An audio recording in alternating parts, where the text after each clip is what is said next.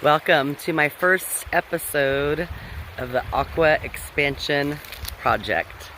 On my channel, we're gonna question everything. There's no subject that is taboo. I first want to talk about some of my questions about ancient civilizations that were right here in America. Now, the Native Americans, the ancient people who lived here, are not what we're taught. They're not what people think they are. It's not what was taught to us. Most of us were taught a very general idea about what Native Americans were. A few examples being they were savage, bloodthirsty savages. They were very primitive. They lived in teepees.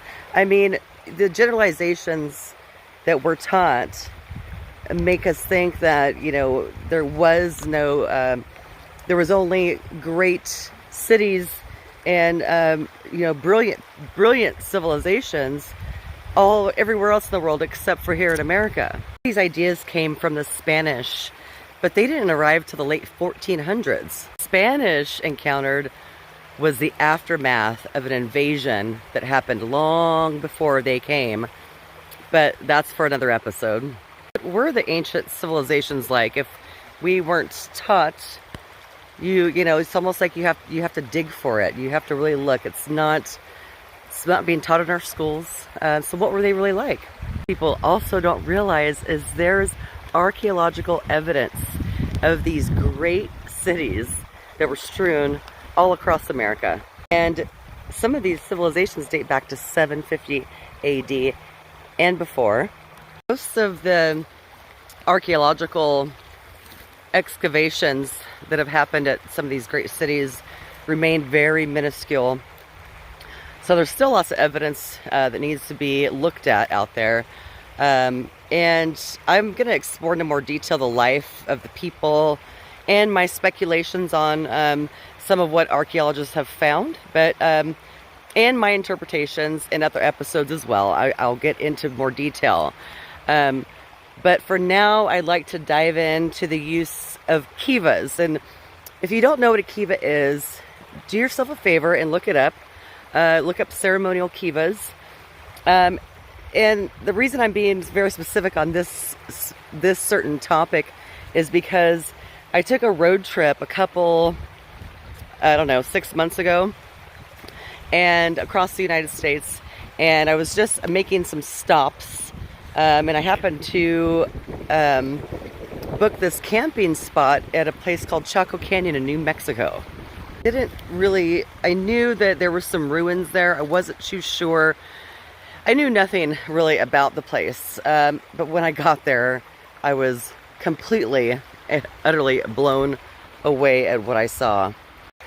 Now, archaeologists assume that these round rooms were used for ceremonial purposes rather.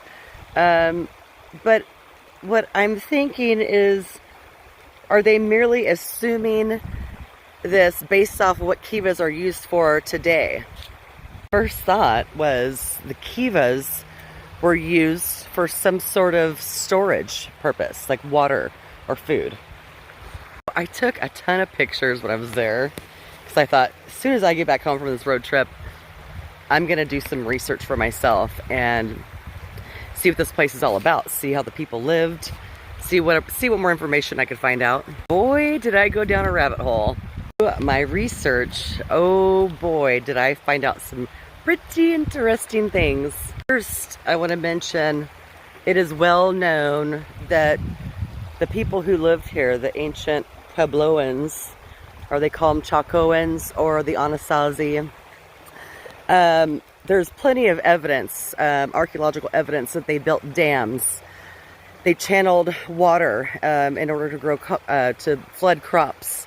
So there's plenty of evidence that they were already manipulating water, including making dams. Also evidence of them creating wells, because at the time of the occupation, the water table was really, really high compared to what it is today. So plenty of natural springs in the area. That in that area, there's these great monsoons that come every summer. And even though the water table and things like that and rain was more steady when they did occupy this area, they would still get these long dry spells in the summertime, and then the monsoons would come in and, you know, pour down, and then everything would dry up again. Knowing that they found other ways to manipulate water, that's what got me questioning the Kivas. How would they be able to capture some of this rainwater that would come in? Imagine these people going down. I mean, these people, these cities were filled with thousands of people. I can't imagine them walking down to the spring to fetch water, or to the well to fetch water for all these thousands of people in this major city. Look at how Kiva is made. They're, you know, usually round. And they were located right next to these great houses, okay? They had what looks like a water inlet on one side, okay? Now, mind you, there's so many different variations of these Kivas, but archaeologists still assume there's only one reason for them, and that's ceremonial purposes. But the water inlet would come in, okay? Looks like there was a diverter plate that would hit where the water came in. Now, if you think about how rushing water comes in, and that diverter plate, if the water had any kind of sediment in it, it could kind of stop it and slow the sediment down and slow the flow down as not to stir up existing water that was already in the Kiva. After that diverter plate, they had this subfloor area, which archaeologists thinks that it was used for a fire pit. But my assumption is the water came in, hit that diverter plate, came around, and the sediment was settled in that subfloor area, as again, not to disturb the water that was above. They call it was a banquet area, and it was almost like a step out, okay, about halfway up on these Kivas, and archaeologists will say, oh, this is where the people would sit, or, you know, set their ceremonial things up there. But if you look at it, they're about halfway up. So if you had water in there, you could step down, scoop up. There was also little niches where foods could be stored. Interesting thing. And they don't mention this at all. The archaeologists do not mention this about Kivas. But a lot of them had these smaller drain holes or even tunnels that connected to other Kivas and even to some other living spaces. They were too small. You know, some of them are just very small in diameter, maybe 3 to 6 inches. You know, some people aren't crawling through there. And the bigger ones, you know, are still not big enough to have someone crawl through. Archaeologists have ruled that there's only one purpose for these Kivas, and there's just too many facts that say different. Another thing to look at is some of the Kivas, when you get a little bit away from where I was in Chaco Canyon, there's a place called Mesa Verde, and the people that were pushed out of this area started building cliff houses, okay?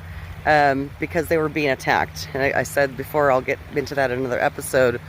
But if you look at some of the Kivas that were built there, they built them in into the cliff walls, and then the mesa tops, when the rain would come pouring down, it would come over and it hits these Kivas like dead on. So to think that these weren't there to capture water is just insane. Archaeologists say that these were the fire pits were. It just doesn't make any sense. Any gust of wind, like where I was talking about the water inlet, they think that was used as a ventilator to let air in for the fire. But could you imagine a gust of wind coming in, and with these Kivas having roofs on them with holes on top? Can you imagine a gust of wind coming in and just smoking everybody out? It makes zero sense to me. Yeah, these Kivas had roofs on them with a hole on top, and archaeologists seem to think that they would put a ladder down in there, you know, to get in. And that could be true for a lot of these things, you know, because a lot of the Kivas didn't have stairs on the side. Some of them did, though. But but it could be used as an entrance, but it could also be used as, I mean, these Kivas were flat on top. The hole, if it's sitting right above a mesa top, it's going to go through that hole, and then you get all that other diverter plate action, and sediment settling on the bottom. You know, hurt to mention that, you know, the Kivas that did have the stairs were usually a lot bigger and roomier. So maybe these weren't necessarily used for water, but I mean, they could have been. But there seemed to be more niches in these ones, and it looks like easier access to get in for maybe food storage and stuff like that. Now, when you look at the history of water storage, I started looking at other areas in the world and how ancient people stored water. And just take a look at some of these pictures that I'm posting here. These are from all different areas all around the world. And strangely enough, a lot of these storage water systems or water collecting systems look very similar to these ancient Kivas. When the people that occupied Chaco Canyon started getting pushed out of the area because they were under attack, that wasn't just happening there, it was happening all across the ancient civilizations in America. Much war happening when they were abandoned. And it's, you know, doesn't hurt to mention that, you know, the climate was changing. There's archaeological evidence of that the climate was changing. It was getting drier. You know, they had decimated a lot of their groundwater from all of the crop growing and water harvesting. When these ancient civilizations were being attacked, often these enemies were setting these Kivas on fire and dumping bodies inside. Plenty of evidence to show that these people were majorly attacked and being killed in large numbers all at once. When they would set these Kivas on fire, you know how they were built, they had these wooden roofs and then they would plaster over them. So of course, there's charcoal. There's, you know, archaeological evidence of charcoal in these Kivas, and I think that's why maybe possibly they assume that they were used for ceremony purposes because we've got the charcoal or the charred timbers.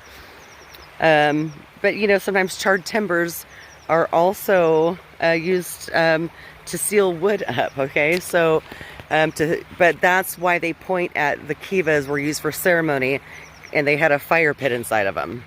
The main question is, why would any civilization settle into an area, build these great cities, okay, and if they did not have a way to control the water and store the water? Also say that Chaco Canyon was a ceremonial site. They also say that about several of the ancient civilizations across America, that most of these sites were built for ceremony purposes, and people will come from miles and miles away to gather for ceremony. But I question all of that, and I hope you do too. Thanks for joining me.